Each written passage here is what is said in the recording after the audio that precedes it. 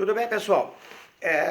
Dando prosseguimento aqui à leitura acompanhada do famigerado texto da Eliana Conde, e para quem não teve a curiosidade de saber, famigerado, apesar da sua acepção depreciativa, significa afamado, famoso.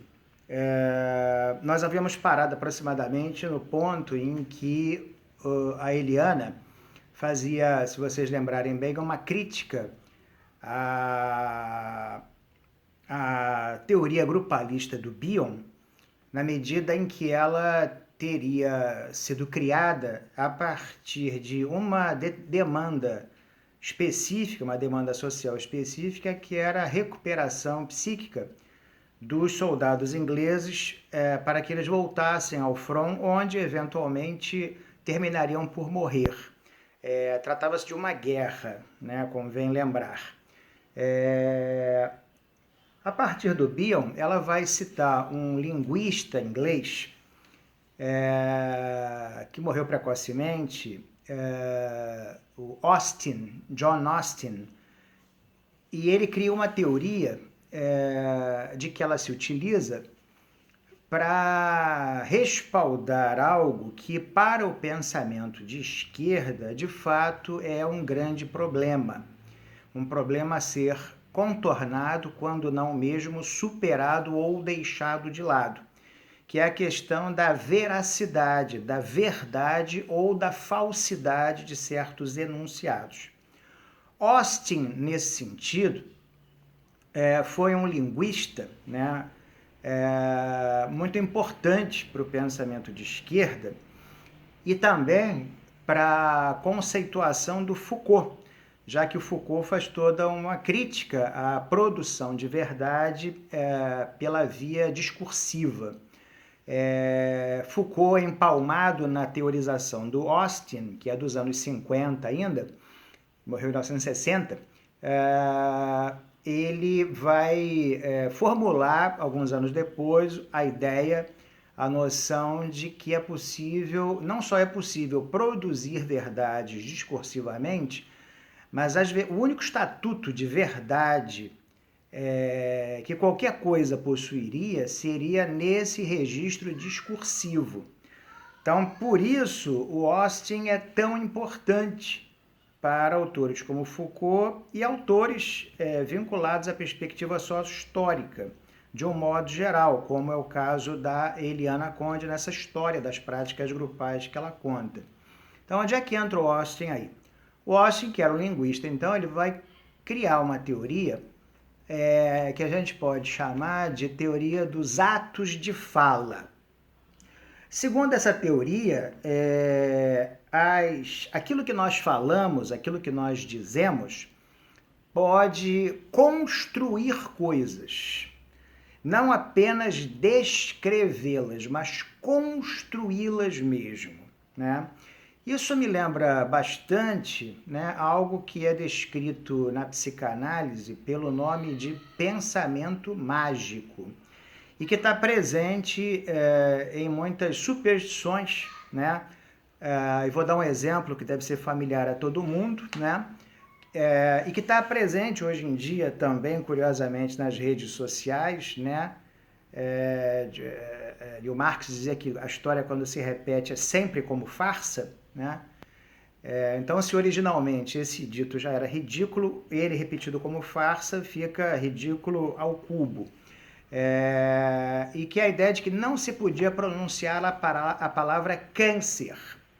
Durante décadas, quando alguém tinha câncer, e é claro que a incidência de câncer era menor, porque as pessoas viviam menos, né? De sorte que, vivendo menos, o câncer, que normalmente é uma doença da velhice, acometia menos, as pessoas elas morriam menos de câncer, pelo menos a maioria esmagadora dos casos de câncer.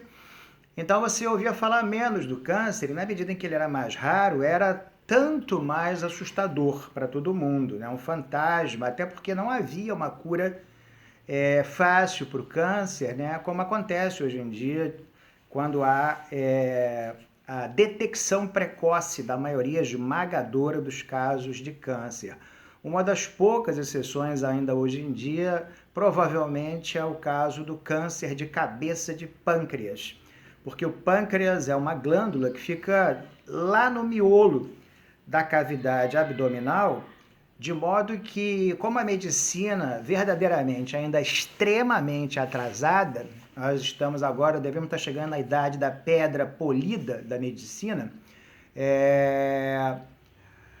mesmo exames mais sofisticados de imagem, como ultrassonografia, ressonância magnética, tomografia computadorizada, simplesmente não conseguem visualizar um câncer neste lugar, em alguns lugares mais remotos da cavidade abdominal, e a não ser quando eles já estão grandes demais.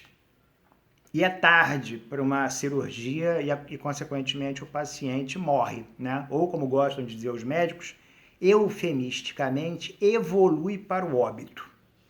Então, a ideia de que você não pudesse falar a palavra câncer estava associada à superstição de que se eu pronunciasse a palavra câncer, eu contrairia câncer ou atrairia de alguma forma mirabolante essa doença para perto de alguém de quem eu gostasse, minha mãe, meu pai, minha esposa, meus filhos, minha avó, sei lá o quê. Quer dizer, uma bobagem, né? Poderíamos afirmar hoje, mas que está presente, né? De uma forma afiançada pela ciência, balizada, respaldada pela ciência, quando a gente vê que no YouTube, no Face, no Instagram, etc., está proibido falar de Covid-19. Proibido. Se você publicar textos ou vídeos ou imagens que tenham ou que falem dessa denominação, o vídeo, a postagem vai ser expurgada. Entende? Quer dizer, é pensamento mágico travestido de ciência. Essa zona, essa região entre o pensamento mágico e aquilo que seria científico é o campo próprio das ideologias. Né? As ciências humanas são todas ideológicas e a psicologia é provavelmente a mais ideológica delas todas. E a ideologia de que se trata aí é a ideologia de esquerda, para piorar mais ainda. Então, o Austin, né, ele é preciosíssimo quando ele cria a sua teoria dos atos de fala, quando afirma que é possível forjar coisas simplesmente falando sobre elas. Essa teoria vai alcançar um grande grau de respeitabilidade, apesar das aparências, né, que indicariam que não o devesse ser, não devesse ser assim. E ele vai dizer mais, ele vai dizer que esses atos de fala se consumam em enunciados, aos quais ele vai dar 3 nomes diferentes, mas o que interessa aqui para a gente são o nome mais genérico deles, que são os enunciados performativos ou performáticos.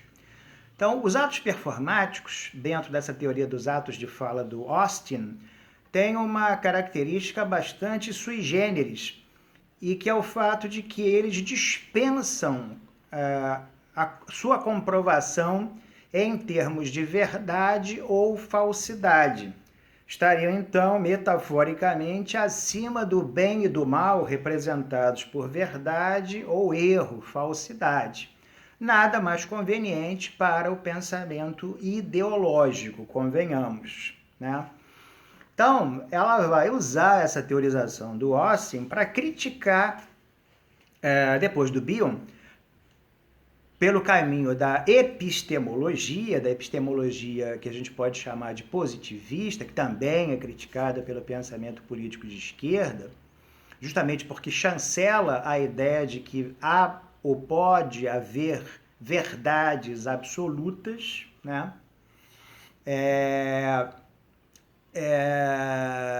Pegando dessa feita a teorização do Pontalis, né, o coautor do vocabulário de psicanálise, junto com Jean Laplanche, e que escreveu um artigo sobre grupos, num livro que saiu no Brasil, está esgotado, onde ele diz que os grupos são frágeis do ponto de vista epistemológico, ou seja, o arcabouço teórico conceitual dos grupos seria frágil, e o ensino do Lacan teria demonstrado isso, né, quando surgiu a partir dos anos 50, e esta teria sido uma das causas pela qual as práticas grupalistas deixaram de ter tanta popularidade, a partir de quando o ensino do Lacan não só se difundiu pelo mundo afora, né, mas também se tornou hegemônico, absolutamente hegemônico no cenário psicanalítico e todos os saberes conexos, inclusive as práticas grupais, que, como eu salientei anteriormente, eram praticadas por psicanalistas também.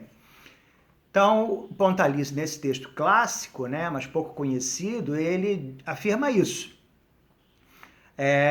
O que ela contesta, né, porque essa fiança de veracidade, de verdade aos enunciados dados a partir de critérios epistemológicos, segundo a perspectiva adotada por ela, sócio-histórica, vinculada ao pensamento de esquerda, marxista em suas várias vertentes, seria um equívoco, verdadeiramente, seria um logro. Não seria a maneira adequada de você medir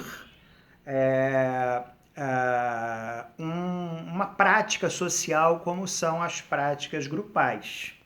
Em seguida, ela vai mencionar um livro muito famoso do Jurandir Freire Costa, né, professor aposentado da UERJ, e que tem um livro todinho dedicado aos grupos, que inclusive já caiu muito em concursos públicos para psicólogos, e onde o Jurandir afirma peremptoriamente, Jurandir foi um psicanalista, afirma peremptoriamente que o grupo não existe. Só o que existe é o indivíduo. O indivíduo é a única realidade tangível, o grupo é uma abstração. Nós não podemos esquecer jamais que o pano de fundo de toda essa discussão é o choque de duas doutrinas políticas, o liberalismo e o marxismo, nos seus variados matizes. E no caso do liberalismo, o indivíduo existe sim, é a única realidade comprovável. Enquanto que para o pensamento marxista, o indivíduo é uma abstração, é como se ele não existisse de fato, e a única realidade factual, a única realidade verdadeira seria a do grupo ou a da sociedade.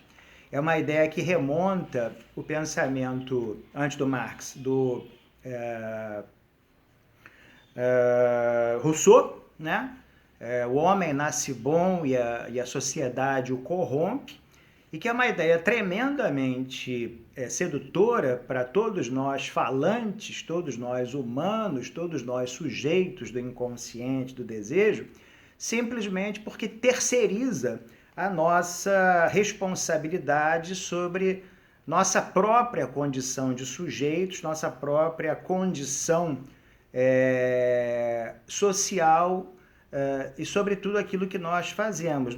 A culpa não é da sociedade, né? A responsabilidade é do sujeito e apenas e tão somente do sujeito. Ou, na sua leitura liberal, a responsabilidade é do indivíduo e não da coletividade. Não adianta essa história de que eu nasci pobre, nasci preto, nasci na favela ou nasci na Vieira Soto, parará. E isso determinaria primordialmente o destino que eu terei. Isso é uma falácia, uma mentira, mas como toda falácia e toda mentira, extremamente popular, porque é apaziguadora para a nossa pobreza de espírito, para a nossa fraqueza moral, nossa fraqueza como sujeitos, que é um dos aspectos, lamentavelmente, típicos da condição humana para a psicanálise. A gente não gosta de pagar o preço que as nossas escolhas nos cobram, né? Então, essa é uma das razões pela qual, durante muito tempo, o pensamento de esquerda foi tão antagônico com a psicanálise, porque a psicanálise sempre foi uma forma de desmontar completamente as suposições imaginárias, ideológicas, do pensamento político de esquerda, representado na perspectiva sócio-histórica que é usada pela Eliana Conde na sustentação do seu texto, da sua argumentação. Estou aqui com o texto, tá? Porque como eu falei da outra vez, eu não tenho os textos na cabeça, assim como eu não tenho mais cabelo quase na cabeça. Não sei a sequência que ela usa, né? Mas ela vai, em síntese, tentar pegar a partir da menção que ela faz ao Jurandir Freire Costa, a ideia de que essa sustentação, né, de que os grupos não teriam valor epistemológico, corresponderia a outras afirmativas igualmente equivocadas no dizer dela sobre o porquê que as práticas grupais deixaram de ser tão populares, deixaram de ser tão difundidas como foram por 30 anos em lugares como o Brasil, anos 60, 70, 80, né? Quando começaram os anos 90, elas começaram a entrar em queda, e por uma incrível coincidência foi justamente a partir de quando o ensino do Lacan se tornou hegemônico, daí a menção ao texto do Pontalis sobre o grupo, né? E depois ao Jurandir Costa, que não era lacaniano, mas também é psicanalista. Então ela vai dizer, né, que os grupos foram acusados de terem sido populares meramente porque eles seriam um recurso terapêutico barato, acessível a grandes parcelas da população, considerando que a relação entre a demanda por intervenções psicológicas e a quantidade de psicólogos que houve até uma determinada época no Brasil era desvantajosa para a população, ou seja, havia menos psicólogos do que supostamente seria necessário. Então, na medida em que você constituísse grupos de atendimento, você dava conta, um psicólogo só, ao invés de fazer um atendimento individual, atendia 8, 9, 10 sujeitos ao mesmo tempo, nas terapias grupais, nos diversos grupos, né, de diversos matizes, e resolvia a questão, inclusive usando desse recurso para triagem. Triagem que era usada para fazer uma espécie de filtragem sobre quem deveria ser atendido, como? Individualmente. Né? Quer dizer, havendo uma escassez de recursos para atendimentos individuais, o grupo é que teria o encargo de fazer essa peneira. Por outro lado, dessa forma, a gente pode pensar os grupos também como um recurso para pobres, para fudidos. Quer dizer, a alegação, né, que não é da Eliana, mas está aí nas histórias das práticas grupais, que ela discute, que ela critica, à luz do pensamento sócio-histórico, é de que as práticas grupais teriam tido tanta difusão como realmente tiveram, porque eram recursos terapêuticos baratos, mesmo quando utilizados fora do serviço público. No serviço público eles eram muito úteis porque você matava a demanda com poucos profissionais. E no registro privado, você conseguia baratear os custos. Num atendimento individual, supostamente pelo menos, o preço seria mais caro do que num atendimento em grupo.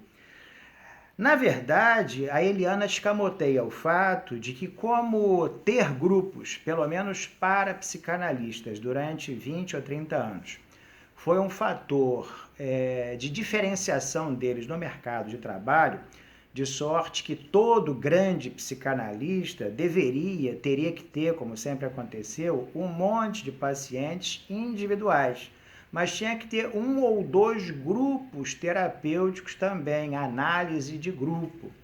E eu cheguei a viver esse tempo, né, porque eu estou velho, e eu me lembro que os maiores psicanalistas do Rio de Janeiro, eles todos praticamente também eram grupalistas.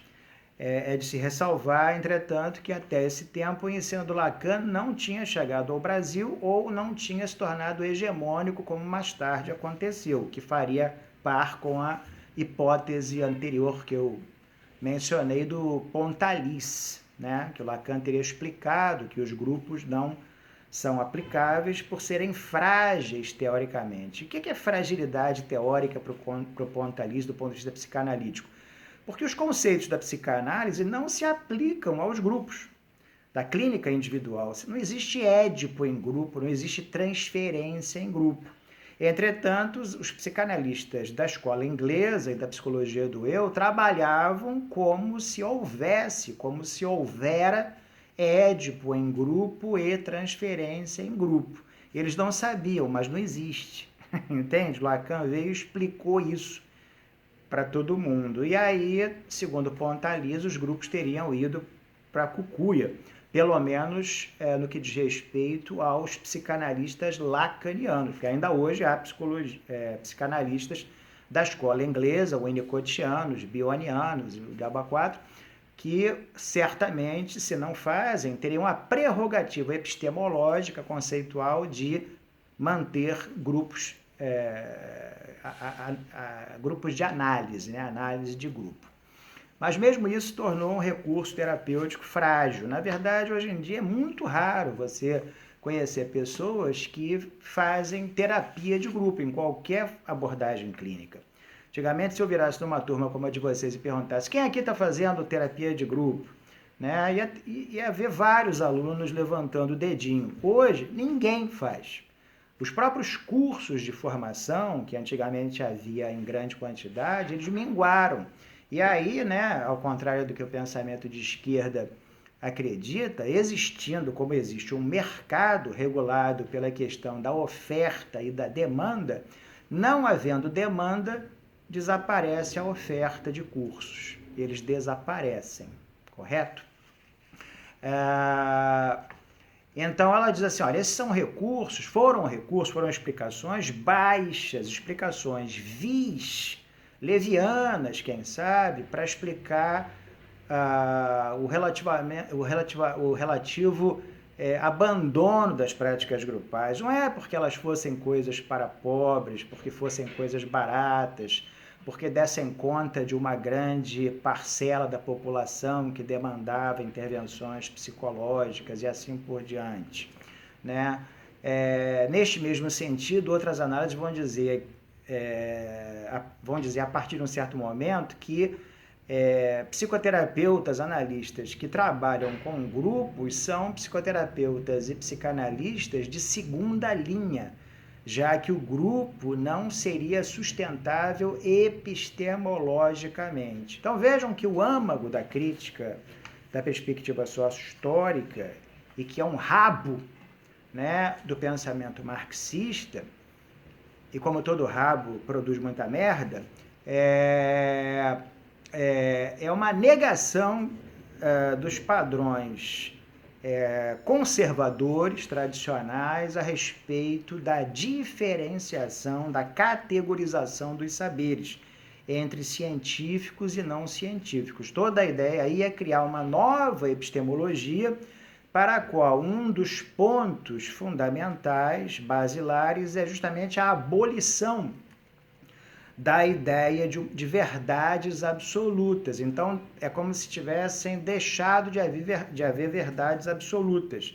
A verdade é uma questão de perspectiva. Se eu olhar daqui, é verdade. Se eu olhar de acolá, pode não ser, né? O que contraria o espírito do próprio pensamento científico. Vou terminar com uma referência absolutamente up-to-date, né? Uma matéria que saiu hoje nos jornais, relativa, né, à teoria da relatividade geral do Einstein. Então, pesquisadores europeus, em consórcio com pesquisadores de várias partes do mundo, chegaram à conclusão de que uma das hipóteses da teoria da relatividade geral é comprovável empiricamente. E o exemplo que eles dão é muito interessante, muito eloquente, porque eles fazem medições em partículas subatômicas versus o pulsar de uma estrela distante da Terra. Então, a conclusão, resumidamente, a que eles chegam é que a ideia do Einstein, de 1905, sem nenhuma possibilidade de comprovação empírica, porque não havia aceleradores de partículas, não havia telescópios fabulosos como hoje em dia, telescópios no espaço, como o Hubble, né? É de que, na metáfora belíssima deles, estrelas anãs, estrelas, são sóis, mas que têm aproximadamente o tamanho do nosso planeta, que é uma coisa rara, aparentemente, no universo, mas existem, né? E o exemplo é dessa galáxia Pulsar 3, que eles estudam, estão submetidos à lei da gravidade, exatamente como as famosas maçãs do Isaac Newton. Então, a lenda diz que Newton entreviu a lei da gravidade, sentado, meditando sob a copa de uma macieira, e quando viu uma das maçãs cair, porque estava madura, depreendeu dali que haveria uma força que puxava tudo para o centro da Terra. Einstein, que subverteu completamente a física newtoniana, substituiu, sob vários aspectos, a física newtoniana, que prevaleceu por 200 anos, propôs, entretanto, na teoria da relatividade, que todos os corpos caem com a mesma aceleração, seja maçãs de uma árvore, seja nêutrons de uma estrela. Ora, todo mundo no colégio ouviu falar das experiências do Galileu na Torre de Pisa, né, que, aproveitando a inclinação da torre, ele ia lá para cima com 1 quilo de chumbo e 1 quilo de algodão.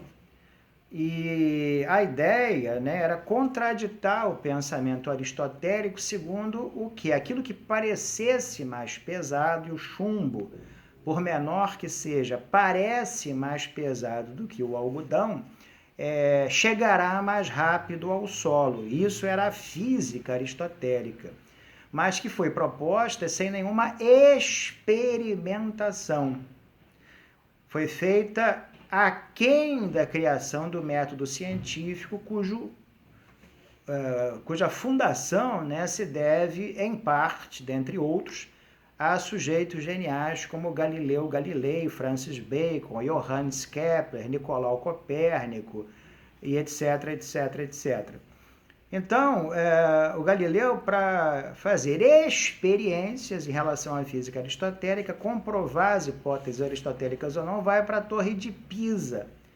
Aproveitando a inclinação da torre, ele solta lá na experiência clássica e constata o quê? Que eles chegam no chão na mesma velocidade, apesar da densidade ser diferente, apesar de aparentemente o peso deles ser diferente.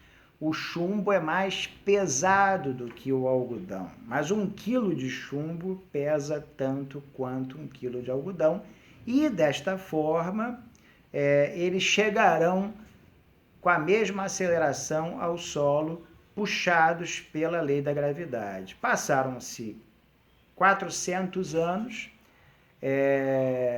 e a teoria da relatividade comprovou que os corpos são atraídos pela gravidade com a mesma aceleração. Ou seja, as verdades não seriam relativas, mas poderia sim haver verdades absolutas. Se verdades absolutas são concebíveis no campo das ciências naturais, que dirá então no campo das ciências naturais? Só que é justamente no campo das ciências naturais que se pretende que não haja verdades absolutas.